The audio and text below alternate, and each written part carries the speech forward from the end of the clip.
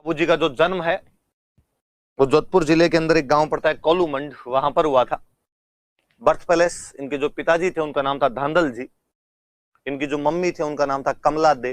राजस्थानी भाषा में देवी को शॉर्ट फॉर्म में दे लिख दिया करते थे, तो वास्तव में कमला देवी नाम है पर ये कमला दे हो गया। पत्नी का नाम था फूलम दे या सुप्यार दे। सहयोगी इनके एलीज जो थे, सहयोगी जो थे, फ्रेंड्स जो थे इनके, वो चांदा और डामा नाम के दो भील भाई थे। घोड़ी जो थी, मेर जो थी इनकी, उसका नाम था केसर कालमी। और इनका मेला चैत्री अमावस्या को इनके गांव में कोलूमंड के अंदर या बाकी जहां पर भी बाबू जी के मंदिर होते हैं वहां पर इनका मेला आयोजित किया जाता है। सुनिए, थोड़ी बातें सुनिए आप मेरे से। जोधपुर जिसे शुरुआत में मारवाड़ के नाम से जानते थे हम, उस मारवाड़ रियासत के अंदर एक राजा हुए थे दूहड़ जी। दूहड़ जी नाम करके एक राजा थे। राव दूहड़ के छोटे भाई थे धांधल जी। इसका मतलब धांधल जी जो है वो मारवाड़ की राठौड़ फैमिली से बिलोंग करते हैं, उस राठौड़ डायनेस्टी से बिलोंग करते हैं और मारवाड़ के राजा के छोटे भाई थे। तो धांधल जी पाबू जी के पिताजी थे। इसका मतलब पाबू जी जो है वो एक तरीके से मारवाड़ के राजा के भतीजे हो गए, मारवाड़ के राजा के भतीजे थे। ऐसा कहा जाता है कि पाबू जी की जो मम्मी थे वो वास्तव में तो एक परी थे, एक अप्सरा थे। ऐसी कहानियां हैं, ऐसी लोक कथाएं हैं अपने कि परियां अक्सर स्वर्ग लोक से धरती पर उतर कर विचरण करती है। वो रात्रि के समय विचरण करने के लिए आती है, क्योंकि कहा जाता है कि यदि वो दिन के समय उतरे और यदि उन्हें कोई देख ले तो वापस नहीं जा पाती, उनकी शक्तियां समाप्त हो जाती है। ऐसे ही एक बार कोई एक अप्सरा, एक कोई परी मारवाड़ की धरती पर उतरी। मुझे लगता है हेलीकॉप्टर उनका गलत लैंड कर गया होगा, उनको और कहीं उतरना होगा, गलती से मारवाड़ इधर उतर गए होंगे। या उतरने के बाद उनको गर्मी महसूस हुई, उनको लगा यार गलत जगह पे आ गए इस बार। तो वो जहां पर उतरी थी वहां पर पास में एक तालाब था। कहते वो तालाब पर स्नान करने लग गई। राव दूहड़ वहां से, जो धुअड़ के छोटे भाई थे धांधल जी, सॉरी, जो धुअड़ के छोटे भाई धांधल जी है, ये वहां से अपना घोड़ा लेकर जा रहे थे। धांधल जी उस अप्सरा को वहां पर तालाब पर देख लेते हैं। ऐसा कहा जाता है कि यदि उनको कोई मनुष्य देख ले तो वापस नहीं जा पाती वो। उस अप्सरा ने कहा कि धांधल जी, आपने ये धांधली की मेरे साथ में थोड़ा, और आपने मुझे देख लिया, अब मैं वापस नहीं जा पाऊंगी। अप्सरा थी तो बेहद सुंदर थी। धांधल जी ने कहा कि वापस मत जाइए, आप मेरे से शादी कर सकते हैं। परी धांधल जी से शादी कर लेती है। समयानुसार उनके एक पुत्र उत्पन्न होता है जिसका नाम पाबू रखा गया। पाबू जी बेहद हैंडसम थे, बहुत सुंदर थे। मम्मी के गुण आ गए होंगे, परी पर जाएंगे तो अपने आप में इतने सुंदर हो जाएंगे। कहते हैं कि जब उस परी ने शादी की थी धांधल जी से, तब उसने कहा था कि मेरी दो शर्तें हैं। एक तो मेरा महल अलग बनवा कर देना पड़ेगा। धांधल जी ने कहा ठीक, वेल एंड गुड, कोई दिक्कत नहीं है। का दूसरा, मेरे महल में बिना मेरे पूछे कोई नहीं आएगा। धांधल जी ने कहा इसमें भी कोई दिक्कत नहीं है। काफी सालों तक ये समझौता उनके बीच चलता रहा। जब भी उनके महल में कोई जाता तो उनकी अनुमति से जाया करता था। पाबू हो चुका था, परी पाबू जी के साथ में रहा करती थी, उस महल में अपने बच्चे को खिलाती। एक दिन धांधल जी भूलवश उस महल के अंदर बिना अनुमति लिए चले गए, और जब वो अंदर जाते हैं तो वो पाते हैं कि वहां पर एक शेरनी बैठी एक बच्चे को दूध पिला रही है। पाबू दूध पी रहा है एक शेरनी का। और जैसे ही उस शेरनी ने धांधल जी को देखा और उसने कहा, वो वापस उस परी के रूप में आई और उसने कहा कि मैंने कहा था बिना मेरी परमिशन के कोई एंट्री नहीं लेगा। वास्तव में मैं अप्सरा हूं, परी हूं, मैं भेष बदलने की क्षमताएं रखती हूं, इसलिए जब मैं अकेली होती हूं तो अलग अलग रूपों के अंदर रहती हूं। आज आपने कॉन्ट्रैक्ट तोड़ा है, अब मैं यहां पर आपके पास नहीं रह सकती। ये बच्चा जानो और आप जानो, एक माँ की अपने बच्चे के प्रति दो इच्छाएं होती है। उसे दूध पिलाकर थोड़ा बड़ा करे, जब वो बच्चा बड़ा हो जाए तब उसके लिए घोड़ा बने, उसे अपनी पीठ पर झुलाए। उन्होंने कहा कि अब बड़ा तो कर दिया मैंने दूध पिला के, पीठ पर झुलाती, लेकिन बीच में ही आपने कॉन्ट्रैक्ट तोड़ दिया, अब बच्चे को आप रखिए। और कहते हैं कि परी तो अपने स्वर्गलोक में चली गई, अपने आसमान के अंदर चली गई। बाद में धांधल जी की एक अन्य रानी थी कमला दे, उन्होंने पालन पोषण किया था, ऐसी कहानी है। तो हम उनको कमला दे को उनकी मम्मी के रूप में जानते हैं। बाबूजी बड़े हुए, बाबूजी की शादी का दिन तय हुआ। बाबूजी की सगाई की हुई थी अमरकोट। पाकिस्तान के अंदर सिंध में एक रियासत है अमरकोट नाम करके, वो हिस्सा बाद में पाकिस्तान चला गया। अपने मारवाड़ के टच करता हुआ इलाका हुआ करता था। अमरकोट के एक राजा हुआ करते थे सूरजमल सोढ़ा। वास्तव में सूरजमल सोढ़ा की बेटी थी फूलम दे या सुप्यार दे। उनके साथ बाबूजी की शादी तय हुई। बारात रवाना होने को आई। बाबूजी बेहद सुंदर थे, ऊपर से राजकुमार थे, राजा के भतीजे थे, बहुत सुंदर बने बाबूजी। अच्छी शेरवानी पहनी बाबूजी ने, अच्छा साफा बांधा होगा, तुर्रे, कलंगी, सरपेच, एंटीने जितने लगाने थे वो सब लगाए। एंटीना लगता है साफे के बीच में एक, वो सब लगाए। बाबूजी के जो खास दोस्त थे, दो भील जाति के भाई थे, चांदा और डामा। चांदा और डामा भी पूरे एकदम तैयार, डीओ वीओ छिड़क के दूल्हे के दोस्त तो एकदम तैयार रहे भाई, वो भी एकदम बाबूजी के साथ में तैयार होके। और बाबूजी ने कह रखा कि अरे चांदा डामा आप एकदम मेरे पास में रहोगे। ठीक है बाबू, चिंता ही मत करो। पर उन्होंने बाबूजी कहा कि बाबूजी यारो बाकी तो थू थू नजर नहीं लग जाए यार, आज अमरकोट में आपको देखने के लिए छज्जे टूट जाएंगे। अक्सर गांव में जब बारातें जाती है तो महिलाएं छतों पर चढ़ चढ़ के देखती है, तो हवेलियों के आगे छज्जे निकले हुए रहते थे पहले घरों में, उन छज्जों पर चढ़ चढ़ के देखती थी। अक्सर गांव में किसी की सुंदरता का जब बखान करना होता तब कहा जाता है इसकी बारात जाएगी तो छज्जे टूट जाएंगे, मतलब इसको देखने के लिए इतने लोग इकट्ठे होंगे कि उनके बाहर से छज्जे नीचे आ जाएंगे। तो बाबूजी यारो आज आप तो इतने हैंडसम लग रहे हो, पर बाबूजी एक कमी है अपने पास अच्छी घोड़ी नहीं है।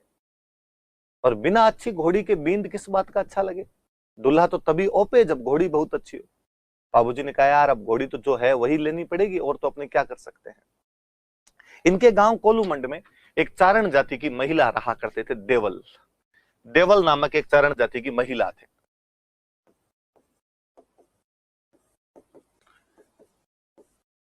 और उन देवल चारिणी के पास में एक बहुत अच्छी घोड़ी थी, जिस घोड़ी का नाम था केसर कालमी। ये केसर कालमी वास्तव में देवल की घोड़ी थी। देवल नाम की एक महिला थी इनके गांव के अंदर, चारण जाति की एक महिला थी, उनकी घोड़ी थी। और चांदा डामा ने बाबूजी कहा कि बाबूजी यदि अपने को मां देवल वो घोड़ी दे दे तो उससे अच्छा तो कुछ ही नहीं हो अपने पास। बात करो जाके। देवल के पास गए और देवल को जाकर कहा कि देवल भाई बाबूजी की बारात जा रही है, बाबूजी के पास अच्छी घोड़ी नहीं है, केसर कालमी जैसी घोड़ी आसपास के क्षेत्र में नहीं है। यदि आप केसर कालमी दे देंगे तो बाबूजी उस घोड़ी पर बैठकर जाएंगे, कितने सुंदर लगेंगे, कितने अच्छे लगेंगे। आप अपनी केसर कालमी दे दीजिए। उनके पास बहुत सारी गायें थी। देवल अपने पास बहुत सारी गायें रखा करते थे। जब ग्वाला उनकी गायों को चराने के लिए जाया करता था तब घोड़ी पर बैठकर जाता। और देवल ने कहा कि राजकुमार की शादी में मैं किसी चीज के लिए मना तो क्यों ही करूं, पर मेरा जो ग्वाला है वो घोड़ी लेकर जाता है गायों को चराने के लिए। उन दिनों गायों की लूटपाट बहुत हुआ करती थी, और कल को खुदा ना खास्ता गायों की लूटपाट हो तो मेरा ग्वाला फटाफट भाग के तो आए, आके कहे तो सही कि गायों की चोरी हो गई, पीछे से गांव वाले हथियार लेके तो जाए, गायों को बचा कर तो लाए। और यदि आप घोड़ी ले गए, कल को गायों की लूटपाट हो गई तो मैं गायों को कैसे बचाऊंगी। चांदा और डामा निराश होकर बाबूजी के पास है और बाबूजी को आकर कहा कि बाबूजी देवल ने ये जवाब दिया है, एक बार आप ट्राई करके देखो, क्या पता आप खुद जाओ तो देवल पिघल जाए। बाबूजी गए और बाबूजी ने जाकर कहा कि देवल आप घोड़ी दे दीजिए, मैं आपकी गायों की रक्षा का वचन देता हूं। देवल ने कहा कि बाबूजी आप कैसे गायों की रक्षा कर पाएंगे, आप वहां जाएंगे बारात लेकर, उन बारात में स्वागत के अंदर खो जाएंगे, आप अपनी शादी के अंदर खो जाएंगे, वहां पर नई दुल्हन से बातें करेंगे, वहां कैसे मेरी गायों की रक्षा करोगे आप। बाबूजी ने कहा कि मैं आपको वचन देता हूं कि मैं यहां से जा रहा हूं, रास्ते में यदि मुझे समाचार मिला कि देवल की गायों की चोरी हो गई, मैं बीच रास्ते से वापस लौट कर आऊंगा। मैं यदि वहां पहुंचा और वहां पहुंचने के बाद यदि मुझे पता चला कि मैं तोरण मारने वाला हूं, उसी टाइम पता चला कि देवल की गायों की चोरी हो गई, लूट हो गई, मैं बिना तोरण मारे वापस आ जाऊंगा। मैं खाना खाता हुआ तो खाना छोड़ दूंगा, मैं नहाता हुआ तो नहाना छोड़ दूंगा, इवन यदि मैं फेरे ले रहा होऊंगा तो मैं फेरे छोड़कर वापस आ जाऊंगा, आपकी गायों की रक्षा करूंगा। देवल ने कहा कि बाबूजी जब इतना कह रहे हो तो घोड़ी ले जाइए आप। बाबूजी केसर कालमी लेकर गए। केसर कालमी वाकई जितनी मैंने वर्णित की उससे भी ज्यादा सुंदर घोड़ी थी। पहले गांव के अंदर जब दूल्हा घोड़ी को लेकर जाया करता था तो घोड़ी को नचाया करते थे, दूल्हा घोड़ी को डांस करवाया करता था। अब तो क्या करवा ले, अब तो दूल्हे यूं दुबले पतले मरे हुए से होते हैं, घोड़ी गिरा दे कहीं पे तब तो दुल्हे को दो दोस्त इधर से पकड़ के खड़े रहते हैं कि तू टिके रहे, 5 एक मिनट का मामला है, बाद में हम तेरे को दोनों हाथों से पकड़ के उतार लेंगे। पहले थोड़े रांगड़ आदमी हुआ करते थे जी, दिल के डाकी हुआ करते थे, वो घोड़ी पे बैठते तो भी अच्छे लगते थे। बाबूजी उसी प्रकार के नौजवान थे। और बाबूजी वहां पहुंचे और कहते वाकई बाबूजी को देखने के लिए दूर दूर से लोग आए थे। और घोड़ी की भी उतनी चर्चाएं, अरे क्या घोड़ी आई है। पहले बारातें जाया करती तो घोड़ियों की दौड़ करवाया करते। कहते उस दिन जब घुड़दौड़ करवाई गई अमरकोट के घोड़ों के बीच में और बाबूजी की केसर कालमी के बीच में, केसर कालमी फिर जीत के आई थी। जबकि केसर कालमी इतनी दूर चल के गई थी और अमरकोट वालों के घोड़े एकदम खड़े खड़े वहां पर लाए गए थे। कहते हैं कि अमरकोट वालों को बड़ा गुस्सा है, उनको लगा यार हमारे घोड़ों को इस केसर कालमी ने हरा दिया, आज तोरण पर देखेंगे। और बाबूजी जब तोरण पर पहुंचे तो तोरण बहुत ऊंचा बांधा गया कि अब ऊंचा तोरण कैसे मारेंगे। बाबूजी को लगा यार आज तो ये बेइज्जती करवाएंगे। वैसे भी हिंदी में मुहावरा होता है, तोरण मारना मतलब शक्ति प्रदर्शन करना। तोरण मारने बड़ी चीज हुआ करती थी उन दिनों में। आजकल तो शादियों में देखते हैं कि तोरण भी यूं नीचा सा लटका देते हैं, दूल्हे कहते हैं जैसे तैसे करके तलवार एक बार टच कर दे तू, इतनी सिरी करते हुए की। पहले ऊंचे ऊंचे तोरण बांधे जाते, दूल्हे की परीक्षा ली जाती कि अब इतना ऊंचा तोरण कैसे मार देगा। घोड़े की परीक्षा होती, घोड़ा क्या कूद कर तोरण मरवा पाएगा कि नहीं मरवा पाएगा। बाबूजी ने जब देखा कि यार तोरण खूब ऊंचा बांधा हुआ है, बाबूजी को लगा आज मरवाएगा जिसमें शक नहीं है। पर बाबूजी अपनी केसर कालमी पे हाथ फेरते हैं और कहते हैं कि मत ना दीजे केसर थारो मारो पोत, ए केसर आज तेरा और मेरा भेद मत दे देना, मत ना लजाए आज राठौड़ा री जातड़ी। कि केसर आज राठौड़ों की उस जाति को लज्जित मत कर देना, मारवाड़ के वंश को लज्जित मत करना, आज तू तेरा जोहर दिखा, आज मेरे से तोरण मरवा दू। बाबूजी ढोल बजाने वाले को कहते हैं कि ढोली रा छोरा तू तो मदरो ढोल बजा, कोई ढोल रे धमाके मारे केसर घोड़ी नाच सी। केसर नाचती है, बाबूजी उस केसर की लगाम खींचते हैं, केसर अपने दोनों पैरों को अमरकोट के गढ़ के कंगूरों पर टिका देती है, ईंटें साथ में लाती है गढ़ की। बाबूजी आराम से तोरण मारते हैं। वहां जितनी महिलाएं पुरुष खड़े थे वो बाबूजी के उस अद्भुत कर्तव्य को देख रहे थे कि क्या यार सजीला नौजवान आया, वाकई जवाई आया, बड़े खुश हुए। मैंने जब कहीं ये कहानी पढ़ी थी उसमें बहुत अच्छी लाइन थी कि बाबूजी की जो पत्नी थी फूलम दे, उनकी सहेलियों ने जब ये देखा तो उन्होंने जाके फूलम दे को ये बातें बताई कि तुम्हारे पति ने बाहर इस प्रकार से तोरण मारा, इतनी अच्छी घोड़ी पर बैठा हुआ, इतना अच्छा उसको नचवा रहा है, इतना सुंदर लग रहा है। फूलम दे मन ही मन बड़ी राजी हो रही थी। कोई नवयुवती इस बात से क्यों ना राजी हो कि उसे शादी करने के लिए जो आया वो वाकई सपनों का राजकुमार है। पर बाबूजी फेरों के अंदर गए, बाबूजी फेरे लेने लगे। अभी केवल 3 फेरे संपन्न हुए थे, इतने में देवल खुद वहां पर पहुंचे। जो मैंने लिखा इधर नाम देवल, जिनकी वो घोड़ी थी, देवल खुद वहां पहुंचे और उन्होंने रोते रोते बाबूजी को कहा कि मैंने कहा था आपको मेरी घोड़ी मत लेकर जाइए, मैंने कहा था मेरी गायों को लूट ले जाएंगे कोई। उस दिन तो बड़ी बड़ी बातें कर रहे थे वहां बैठकर कि हम जहां कहीं होंगे वहां से वापस आ जाएंगे। अब मेरी गायों को लूट के चला गया, मेरा सर्वस्व नाश हो गया, मेरे पास गायों का अतिरिक्त क्या था, और तुम यहाँ पर बैठकर इन फेरों का आनंद ले रहे हो, तुम यहाँ पर गीत सुन रहे हो, शर्म आनी चाहिए तुम्हें। उन्होंने बाबूजी को डायलॉग सुनाए। बाबूजी ने पूछा कि माँ देवल गायें कौन ले गया आपके, आप बताइए, मैं आपको वचन दे के आया था कि मैं आपकी गायों की रक्षा करूंगा, निश्चित तौर पर मैं आपकी गायों की रक्षा करूंगा। उन्होंने कहा कि मेरी गायों को जींदराव खिंची ले गया। जींदराव खिंची जायल के राजा थे। नागौर में जो जायल पड़ता है यहां के राजा हुआ करते थे जींदराव खिंची। कि जींदराव खिंची जो है वो मेरी गायों को ले गया। वैसे जींदराव खिंची बाबूजी के रियल बहनों ही लगते थे। बाबूजी की जो बहन है उनकी शादी जींदराव खिंची के साथ में की हुई थी। पर जींदराव खिंची की और बाबूजी के परिवार की उस शादी के बाद से बंदी बंद हो गई थी। इवन जींदराव खिंची बाबूजी की शादी में भी नहीं आए हुए थे और जींदराव खिंची के दिमाग में यह था कि बाबूजी ये सब भाई बारात लेकर जाएंगे तब मैं इनके गांव को लूट लूंगा, इनके गांव की बेइज्जती करवाऊंगा। गांव की रक्षा करने वाले तो यही हैं, राजा का परिवार ही तो रक्षा करे सब लोगों की, राजा की जिम्मेदारी रक्षा करने होती थी। और राजा काम का किसका होता था, वो जनता की रक्षा करता था, जनता उसे टैक्स दिया करती थी। और जींदराव खिंची ने कहा मैं लूट लूंगा, फिर गांव वाले इनके गले पड़ेंगे। और देवल ने कहा कि जींदराव खिंची जायल का राजा मेरी गायों को उठाकर ले गया है, तुमने वचन दिया था बाबू कि तुम मेरी गायों की रक्षा करोगे। बाबू 3 फेरे लेते हैं, केवल 3 फेरों के बाद में वो शादी का गठजोड़ा खोल देते हैं। अमरकोट वाले हक्के बक्के थे कि बाबूजी ऐसे कैसे कर सकते हो, फेरे तो पूरे कीजिए, शादी तो पूरे कीजिए। बाबूजी ने कहा कि पर इनसे पहले वचन जरूरी है। रघुकुल रीत सदा चली आई, प्राण जाई पर वचन ना जाई। मैं बहुत पहले जब रवाना हुआ था तब देवल को ये वचन देकर आया था कि मैं तुम्हारी गायों की रक्षा करूंगा। वो गायों की रक्षा की जानी ज्यादा जरूरी है, वरना कभी लोग कभी किसी के वचनों पर विश्वास नहीं कर पाएंगे। बाबूजी वहां से लौटते हैं, पीछा करते हैं जींदराव खिलजी का। जोधपुर में एक और गांव पड़ता है देचू। उस देचू गांव के अंदर युद्ध करते हैं। बाबूजी गायें बचा लेते हैं वहां पर, अन्य व्यक्तियों के साथ गायें वापस पहुंचाते हैं। उस युद्ध में बाबूजी लड़ते हुए वीर गति को प्राप्त होते हैं।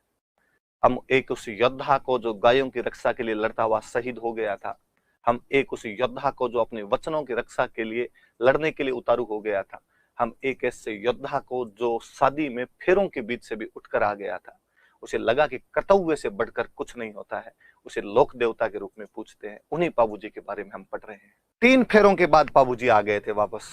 नोटिस करना कभी आप गांव के अंदर, ज्यादातर लोगों को पता होगा, जिनको नहीं पता हो, आज भी अपने राजस्थान में 4 फेरे लिए जाते हैं। शादियों में फेरे 4 ही होते हैं। ये 7 फेरे केवल फिल्मों में दिखाए जाते हैं, बाकी शादी में 4 फेरे लिए जाते हैं। और गांव में अक्सर ऐसा कहते हैं लोग कि बाकी 3 बाबूजी ले लिया। बाकी वाले 3 तो किसने ले लिए थे? बाबूजी ने ले लिए थे 3 फेरे। तो 3 उन्होंने ले लिए, तो बाकी अब 4 बचे, तो 4 हम ले लेते हैं। ये 7 फेरे वाला कंसेप्ट केवल फिल्मों में इनमें दिखाया जाता है। बॉलीवुड को देख देख के लोग भले ही कहें कि हमने 7 फेरे लिए हैं, बाकी फेरे गांव के अंदर मैंने तो जितनी शादियां देखी आसपास के अंदर, उनमें फेरे तो 4 होते हुए देखे। तो कहते भाई बाबूजी ने लिए थे 3 फेरे, बाबूजी वहां से लेके आ गए थे। और कहा जाता है कि बाबूजी की जो मम्मी थी, जो परी थी, ऐसा कहा जाता है कि वही बाद में दोबारा जन्म लेती है, केसर कालमी के रूप में जन्म लेती है। उसने कहा था जाते टाइम धांधल जी को कि एक मम्मी की ख्वाहिश होती है कि अपने बच्चे को दूध पिलाकर थोड़ा बड़ा करे, और जब वो बड़ा हो जाए तो अपनी पीठ पर उसे झुलाए। कहते हैं वो परी केसर कालमी के रूप में दोबारा आती है। बाबूजी घोड़ी की पीठ पर ही तो बैठ कर जाते हैं, वो वहां पर लाज रखती है बाबूजी की, बाबूजी को अपनी पीठ पर झुलाती है। तो बाबूजी वास्तव में गौ रक्षक देवता है, गायों की रक्षा के लिए लड़ते हुए यहाँ पर शहीद हुए थे। पर बाबूजी को हम वास्तव में एक ऊंट रक्षक देवता के रूप में भी पूछते हैं। पहले तो एक बात और बताऊं, बाबूजी को लक्ष्मण का अवतार माना जाता है कि बाबूजी लक्ष्मण के अवतार है। जो राम लक्ष्मण थे उनका अवतार माना जाता है। स्वरूपनखा थी, बेहद सुंदर थी। वैसे वो धीरे धीरे हमने उसका नाम यूं शूर्पणखा कहना शुरू कर दिया, और भगवान राम के पास आती है और उनके सामने शादी का प्रपोजल रखती है। भगवान राम जब उसे मना करते हैं तो वो लक्ष्मण के पास जाती है और लक्ष्मण को कहती है कि भाई मैं तुमसे शादी करना चाहती हूँ। लक्ष्मण मना करते हैं। कहते हैं जब वो लक्ष्मण के पास गई थी तब लक्ष्मण एक पानी के कुंड से पानी निकाल रहे थे। स्वरूपनखा उनके पीछे पीछे भागती है और उनको कहती है कि भाई मुझे तुमसे शादी करनी है। लक्ष्मण उसके आगे आगे दौड़ते हैं। वो दोनों कुंड के चारों ओर 4 फेरे लगा लेते हैं, 4 चक्कर काट लेते हैं। उसके बाद जैसा कि आप कहानी जानते हैं, लक्ष्मण को गुस्सा आता है, लक्ष्मण उनकी नाक काट लेते हैं। स्वरूपनखा ने कहा कि अरे इतना भी क्या बड़ा दोस्त था, मैंने तो केवल तुम्हें शादी के लिए प्रपोज ही किया था। गांव में कहानियां सुनाते टाइम वापस कहते हैं कि लक्ष्मण ने उस दिन कहा था कि अब तो हम शादी नहीं कर पाएंगे, अब मेरा कार्य केवल और केवल भैया और भाभी की रक्षा करना है। मैं इनका द्वारपाल बनकर इनकी रक्षा करूंगा, पर एक दिन कलयुग आएगा जब मैं पाबू के रूप में अवतार लूंगा और बाकी के 3 फेरे जो बचे हैं वो मैं वहां पर लूंगा। कहानियां गांव की इस प्रकार की भी है, तो उन्हें लक्ष्मण का अवतार माना जाता है। ऐसा माना जाता है कि राजस्थान में ऊंट लेकर आने वाले बाबूजी थे। सबसे पहले ऊंट बाबूजी ही लेकर आए थे, तो ऊंट रक्षक देवता के रूप में भी पूजा जाता है बाबूजी को। आज भी गांव में जब ऊंट बीमार हो जाता है तब बाबूजी की पूजा की जाती है। बाबूजी कौन से रोग में रक्षा करते हैं? तो बाबूजी प्लेग रोग में रक्षा करते हैं। कहते हैं गुजरात में कोई एक जाति होती है थोरी, और उस थोरी जाति के 7 भाई थे।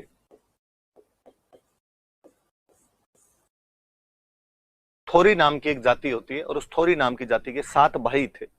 गुजरात में कोई बाघेला राजा था, उसके खिलाफ उनका कोई विवाद हो गया था और राजा उन्हें दंड देना चाहता था। वो भागकर बाबूजी के पास आ गए थे, बाबूजी ने उनकी रक्षा की थी, उन्हें बचाया था।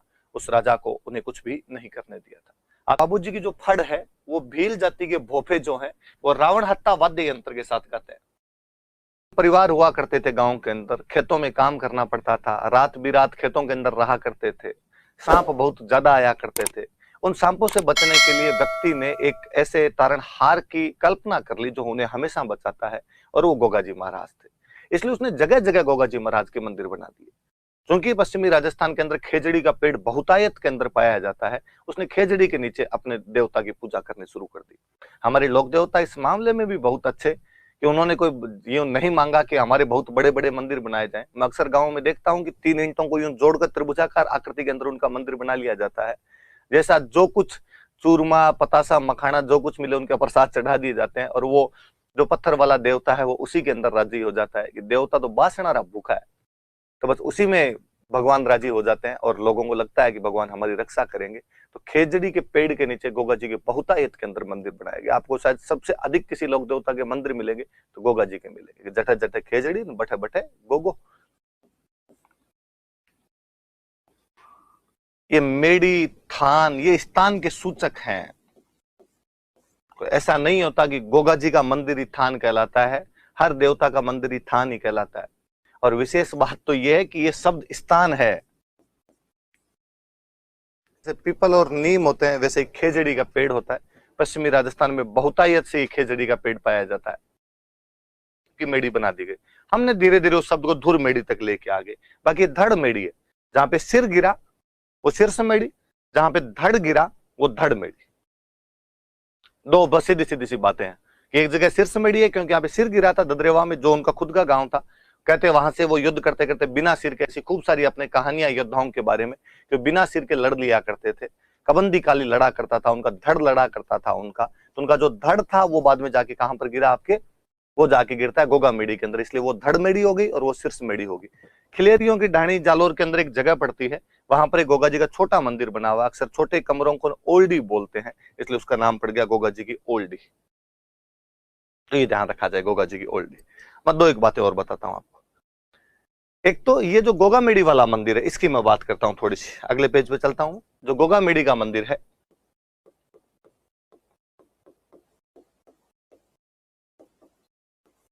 गोगा जी महाराज को तो मुस्लिम बहुत ही ज्यादा मानते हैं। रीजन है उसका, ऐसा कहा जाता है कि गोगा जी महाराज की पीढ़ी के अंदर जाके करम सिंह चौहान हुए थे। गोगा जी महाराज ददरेवा के सामंत थे, करम सिंह चौहान हुए थे, और करम सिंह जी ने बाद में इस्लाम स्वीकार कर लिया था। और इस्लाम स्वीकार करने के बाद करम सिंह जी का नाम हो गया था कायम खान। और कायम खान साहब के जो वंशज हैं वो कहलाए कायम खानी मुस्लिम्स। जितने कायम खानी मुस्लिम है वो सारे गोगा जी के वंशज हैं। तो कायम खानी मुस्लिम बड़ी संख्या में गोगा जी के मंदिरों पर जाते हैं। तो गोगा जी के मंदिर पर कायम खानी मुस्लिम किसी भक्त की तरीके से तो जाते ही हैं, और भक्त तो अपने सब भी हो सकते हैं, पर वास्तव में तो कायम खानियों के लिए गोगा जी उनके एक पूर्वज हैं, उनके दादे परदादे हैं। तो मुस्लिमों की एक बहुतायत जाति भी है, बहुत बड़ी संख्या जाती है। एक बार तो मुझे याद है आरपीसी ने एक सवाल ही पूछ लिया था कि इनमें से कौन से लोक देवता के मुस्लिम अधिक जाते हैं, हिंदू और मुस्लिम दोनों अधिक जाते हैं, और उन्होंने गोगा जी, हड़बू जी दोनों ऑप्शन दे दिए थे। अपने नॉर्मली पढ़ते हैं कि पीर वे हैं जिन्हें हिंदू मुस्लिम दोनों मानते हैं, पर फिर उन्होंने दोनों दे दिए तो उन्होंने गोगा जी माना, क्योंकि उन्होंने देखा होगा कि भाई कायम खानी मुस्लिम तो शादी हुई तो गोगा जी के फेरी लगाने के लिए जाए। कायम खानी मुस्लिमों की आज भी तमाम परंपराएं जो मिलेगी वो एकदम हिंदू परंपराएं मिल जाएगी आपको, ज्यादातर परंपराएं अभी तक हिंदुओं जैसी मिल जाएगी। कायम खानी मुस्लिम गोगा जी के वंशज हैं। अभी तक भी दूल्हा शादी में केसरिया साफा बांध कर जाएगा, दूल्हा तोरण मारता है। आप और देखेंगे कि भात आते हैं, बाकायदा मम्मी का ननिहाल वाले जो होते हैं, मम्मी के पक्ष वाले जो लोग होते हैं वो भात लेके आते हैं। अंदर जाने के बाद भले ही निकाह पढ़ ले, लेकिन बाहर तक की तमाम प्रक्रियाएं वो होती है। इवन नाम आपको ऐसे मिल जाएंगे, हिंदुओं जैसे नाम मिलेंगे, कालू खां, भौरू खां, राजू खां जैसे नाम मिल जाएंगे। मुझे एक किस्सा याद आता है कि मैं एक बार क्लास के अंदर पढ़ा रहा था और मैंने बताया कि भाई कायम खानियों के अभी तक जो कल्चर है वो हिंदू कल्चर के ज्यादा नजदीक है, वो गोगा जी के वंशज हैं, उनके नाम आज भी ऐसे होते हैं।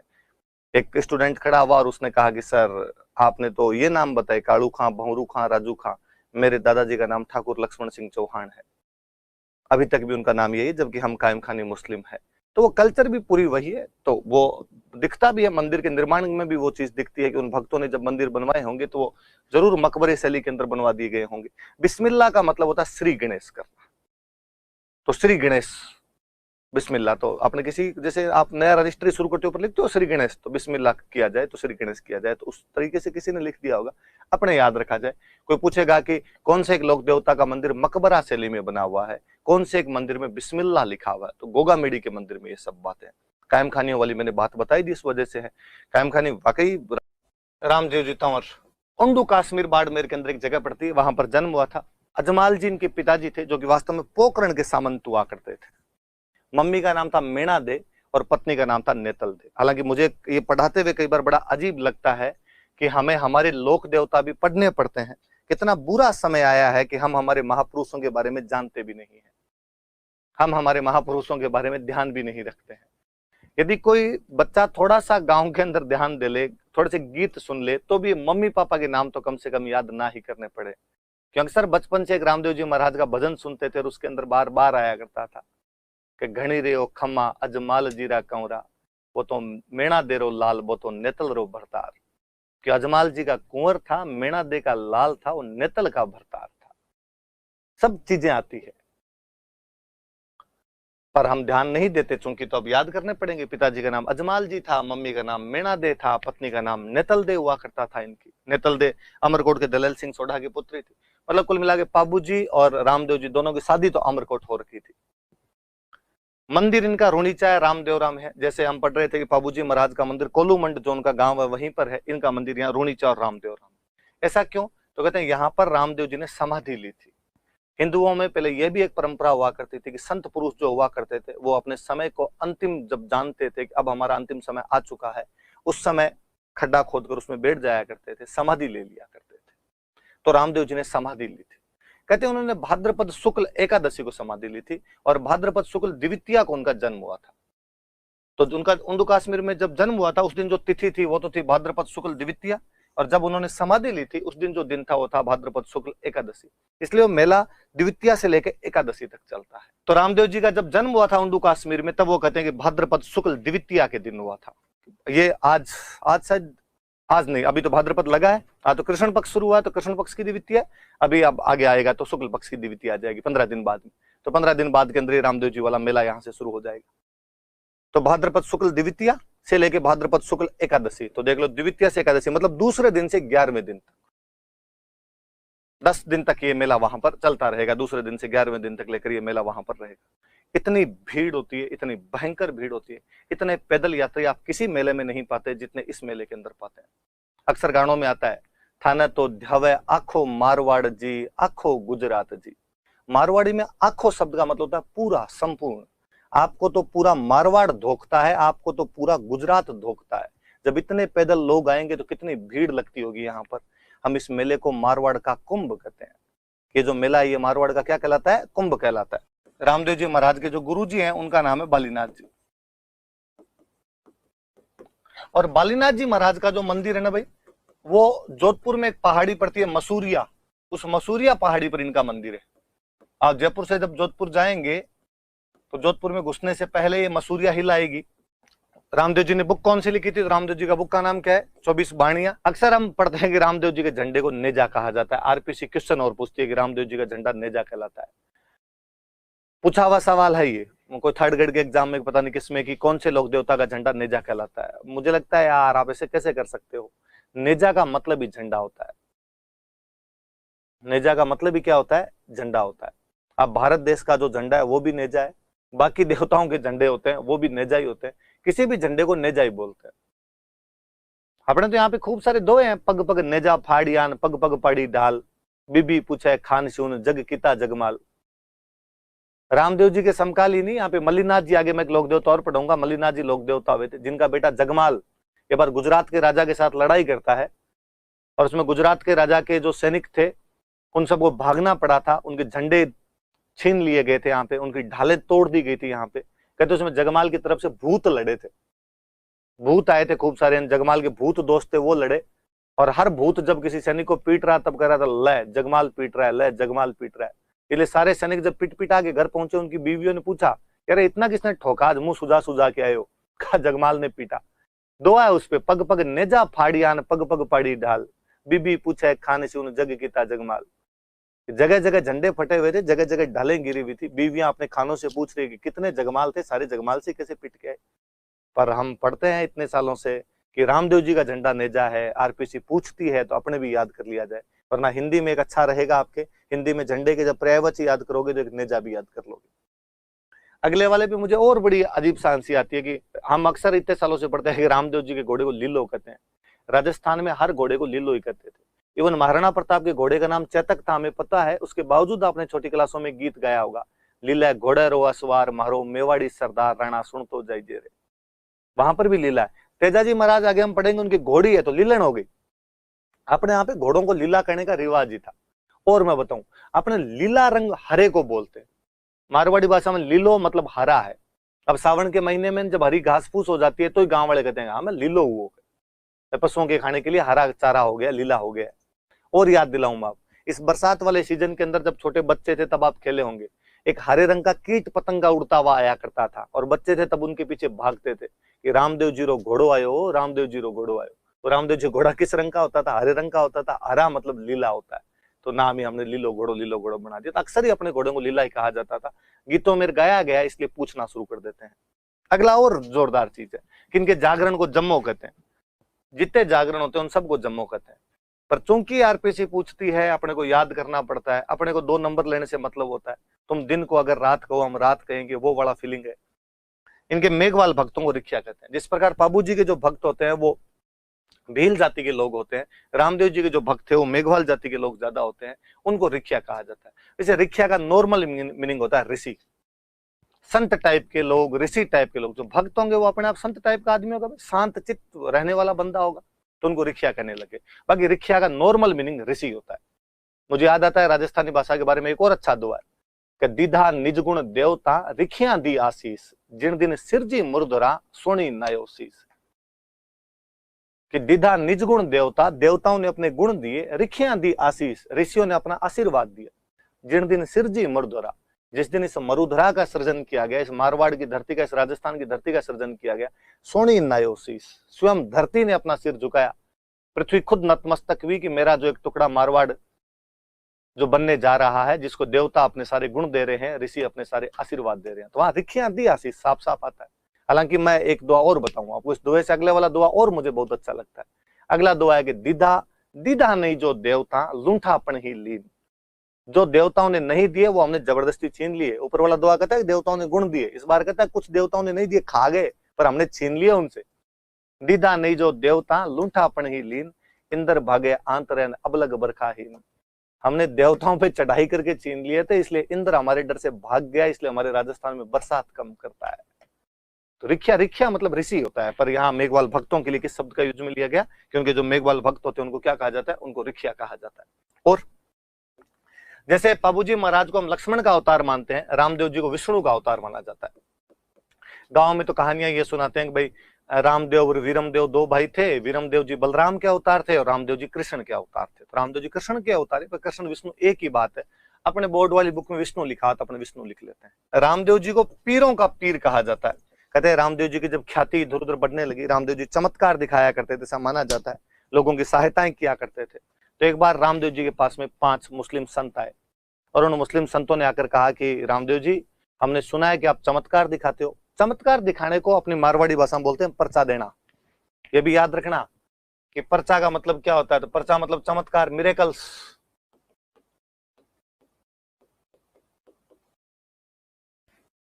पर्चा मतलब चमत्कार होता है, मिरेकल होता है। तो कहा कि भाई रामदेव जी हमें पर्चे दिखाओ, देखे हमें चमत्कार दिखाओ। रामदेव जी ने कहा यार ऐसा मत, कोई चमत्कार नहीं दिखाता यार। अरे नहीं नहीं, आजकल सारे स्टूडेंट तुम्हारी कोचिंग में एडमिशन ले रहे हैं, हमारी तरफ तो कोई आ ही नहीं रहा है, ऐसा क्या चमत्कार दिखाते हो तुम, हमें भी दिखाओ। रामदेव जी का नहीं, मैं सिंपल सिंपल पढ़ाता हूँ ना, हमारे तो ऐसा कुछ ही नहीं, ये तो बच्चे ही जानते हैं हमारी कोचिंग में ज्यादा क्यों आते हैं। रामदेव जी का छोड़ो यार दूसरी बातें, कहाँ पड़ गए, घर पे आए हो खाना खा के जाओ। पश्चिमी राजस्थान है भाई, पश्चिमी राजस्थान में और बेसिकली गाँव में सब जगह आज भी घर आया हुआ मिनख भूखा तो नहीं जाना चाहिए। शहरों में तो लोग फिर भी पूछ लेते हैं कई बार कि भाई खा के आयो जाके खाओगे, पर गाँव वाले अभी तक नहीं पूछते। रामदेव जी ने कहा खाना तो जिमो, खाना लेके आए, खाना लेके जैसे ही आए उन्होंने वापस कहा उन संतों ने कि हम तो खाना हमारे बर्तनों में खाते हैं, हम दूसरे के घर के बर्तनों में खाना ही नहीं खाते। तो रामदेव जी ने कहा यार अब मेरे घर पे तो मेरे बर्तन होंगे, आप वाले बर्तन कहां से लाऊं? उन्होंने कहा तू चमत्कार दिखाता ना, पर्चे दिखाता ना, तो आज इन बर्तनों को हमारे वाले बर्तनों में कन्वर्ट करके दिखा दे, ऐसा ही तू है तो ये करके दिखा दे, हम मान जाएंगे तेरे को। रामदेव जी को अब सुनते हुए कई देर हो गई थी। रामदेव जी ने कहा तुम कुछ भी कर सकते हो, यूं जयकांत सिकरे का ईगो हट नहीं कर सकते भाई साहब। उन्होंने आंखें बंद करो, रामदेव जी ने कहा। उन्होंने आंखें बंद की, रामदेव जी ने आंखें खोलो, आंखें खोली तो बर्तन वो के वो। जो वो अपने घरों में खाते थे वैसे वैसे बर्तन रखे हुए थे। उन पांचों ने दंडवत प्रणाम किया। उन्होंने कहा, भाई रे, हम तो पीर है, रामदेव तू तो पीरों का पीर है। तो रामदेव जी को क्या कहा जाता है? पीरों का पीर कहा जाता है। कहते पोखरण क्षेत्र में एक कोई सेठ था भैरव नाम करके। पोखरण वाले इलाके में एक भैरव नाम करके सेठ हुआ करता था। लोगों से बहुत ज्यादा ब्याज लिया करता था। लोग तंग थे उससे। अनपढ़ लोग पैसे लेने जाते, बहुत ज्यादा ब्याज लगाता, रुपए पूरे भी नहीं करता, फिर उनको बेगार लेता, उनसे उनकी जमीन खरीद लेता, उनके घरों पे कब्जे कर लेता। लोग इकट्ठे हो गए, रामदेव जी महाराज के पास गए कि ये भैरू डाकू हो गया भाई, और हमारे तो पैसे चुकते ही नहीं है इसके।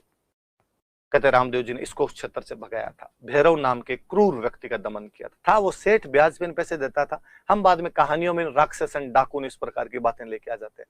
क्रूर आदमी था, क्रूअल मैन था जी कुल मिला। रामदेव जी ने कामड़िया पंथ प्रारंभ किया। रामदेव जी के एक धर्म बहन हुआ करते थे भाई, डाली भाई मेघवाल। मैंने बताया मेघवाल जाति के भक्त ज्यादा होते हैं। कारण था कि रामदेव जी के एक धर्म बहन थे, डाली भाई मेघवाल। हड़बुजी महाराज, हड़बुजी के लिए कहा जाता है कि हड़बुजी रामदेव जी के मौसेरे भाई थे। जो रामदेव जी हम पढ़ रहे थे लास्ट क्लास में, उन रामदेव जी के मौसेरे भाई थे, कजन थे उनके।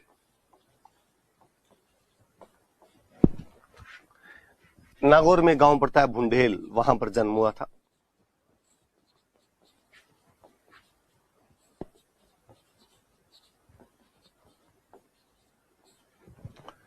पिता की मृत्यु हो गई थी। पिता की मृत्यु के बाद में जोधपुर में एक जगह पड़ती है हरभम जाल, वहां पर जाकर रहने लग गए थे। जन्म बुंडेल में हुआ था, पर पिता की मृत्यु के बाद हरभम जाल नाम की जगह पर जाकर रहने लगे। लोगों से कट गए थोड़े। रामदेव जी एक बार मिले। रामदेव जी ने कहा, यार जीवन मृत्यु ये सब भगवान के हाथ में है, तुम और मैं डिसाइड नहीं करते हैं। इसलिए किसी प्रियजन का जाना स्वाभाविक तौर पे दुख देता है, पर इस प्रकार आप जीवन से कट भी नहीं सकते हो। तुम्हें बाहर निकलना चाहिए, लोगों में मिलना चाहिए, जुलना चाहिए, परोपकार के काम करने चाहिए। हड़बुजी ने भी पूछा होगा कि यार कैसे करूं, इन चीजों की मुझे जानकारी नहीं है। रामदेव जी ने कहा, भाई मैंने तो कोचिंग ली थी बालीनाथ जी के पास में, तुम भी कोचिंग ले लो। तो इनके गुरु जी भी बालीनाथ जी थे। संत बन गए, लोगों के बीच में जाने लग गए। हड़बुजी भविष्य वक्ता थे, फॉर्चून टेलर, एस्ट्रोलॉजर। लोगों को हाथ देख के भविष्य बताया करते थे। उन्हीं दिनों मेवाड़ में रणमल को मार दिया गया था। मैं चाहूंगा कि आप एग्जैक्टली वहीं पहुंच जाए जहां मैं पहुंचाना चाहता हूं। आप उस कहानी में बहारमली की सहायता से रणमल राठौड़ मेवाड़ में मार दिया गया। उसका बेटा जोधा वहां से अपने भाइयों बंधुओं के साथ भागकर बीकानेर के पास काहुनी नामक गांव में शरण लेता है। 1438 के आसपास की बातें हैं। 15 साल हो जाते हैं जोधा को। मंडोर वापस लेना चाहता है, जो कि राठौड़ों की राजधानी है, पर मंडोर नहीं मिल रहा है उसको। किसी ने जोधा को सलाह दी कि हड़बुजी महाराज वहीं रहते हैं तुम्हारे, क्यों ना हड़बुजी से जाके पूछा जाए। जोधा जी हड़बुजी से मिले जाके। हड़बुजी ने उनको कहा कि चिंता मत करो, लड़ो इस बार मंडोर, लड़ो इस बार, तुम मंडोर जीत लोगे, और ये मेरी कटार लेके जाओ तुम। कहते हैं जोधा उस युद्ध में हड़बुजी की कटार लेके गया, उस युद्ध को जीत लेता है, मंडोर पर कब्जा कर लेता है। हम देखते हैं कि उसके बाद अमड़ बावड़ की संधि होती है और कुंभा कह देता है कि हाँ ठीक है, मंडोर जोधा के पास रहने दिया जाए। तो कोई पूछे कि जोधा को मंडोर जीतने का आशीर्वाद किसने दिया था, तो हड़बुजी ने दिया था। क्या भेंट की थी, तो कटार भेंट की थी। दोनों बात याद रहे। जोधा को मंडोर जीतने का आशीर्वाद दिया, मंडोर जीत का आशीर्वाद दिया,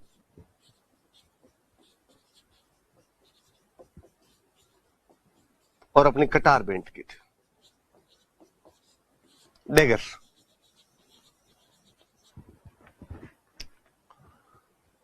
जोधा को अच्छा लगा, जोधा मंडोर जीता। मंडोर जीतने के बाद जोधा ने हड़बुजी महाराज को बुलाया, और हड़बुजी महाराज को बुलाकर जोधपुर में एक गांव दे दिया, बेंगटी।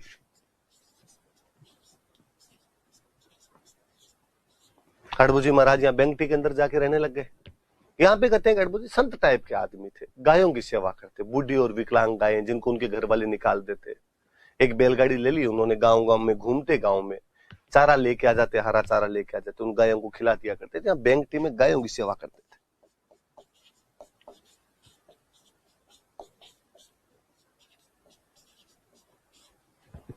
गायों की सेवा किया करते।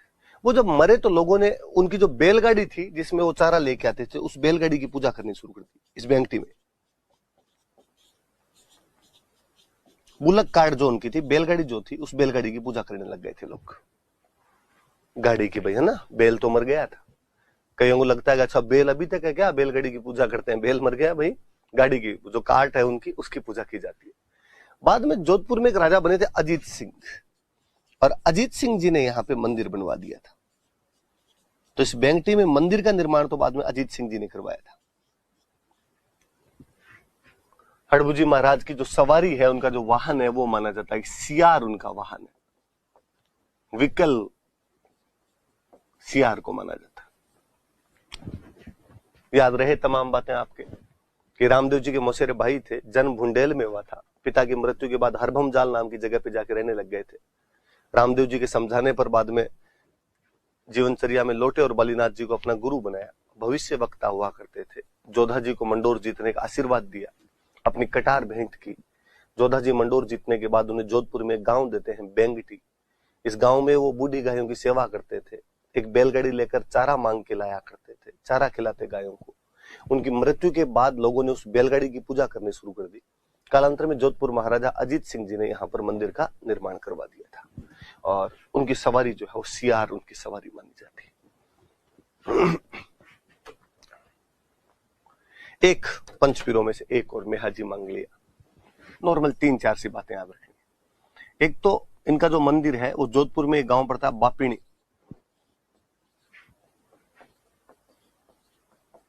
बापिणी में इनका मंदिर है जोधपुर। मेला लगता है वहां पे जन्माष्टमी वाले दिन। आपके दिमाग में आना चाहिए कि जन्माष्टमी कब आती है, मेरे बिना बताए।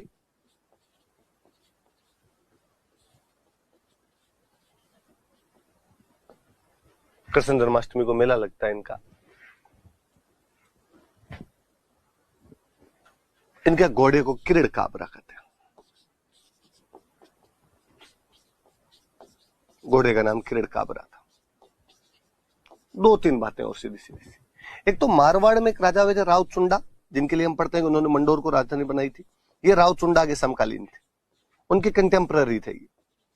जिस समय आपके मारवाड़ में राव चुंडा था, उसी टाइम मेहाजी मांगलिया है जोधपुर के अंदर। जैसलमेर का एक बंदा था राणक देव भाटी, उसके खिलाफ लड़ते हुए मारे गए थे। राणक देव भाटी से युद्ध किया।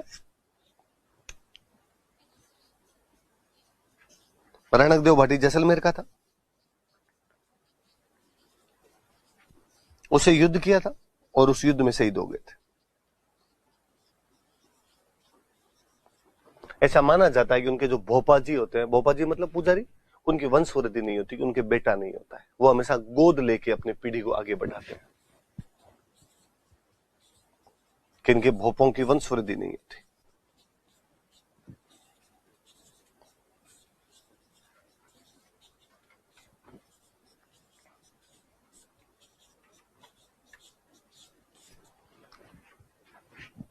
मंदिर बापिणी जोधपुर में बना हुआ है। मेला कृष्ण जन्माष्टमी को लगता है। घोड़े का नाम किरीड़ काबरा है।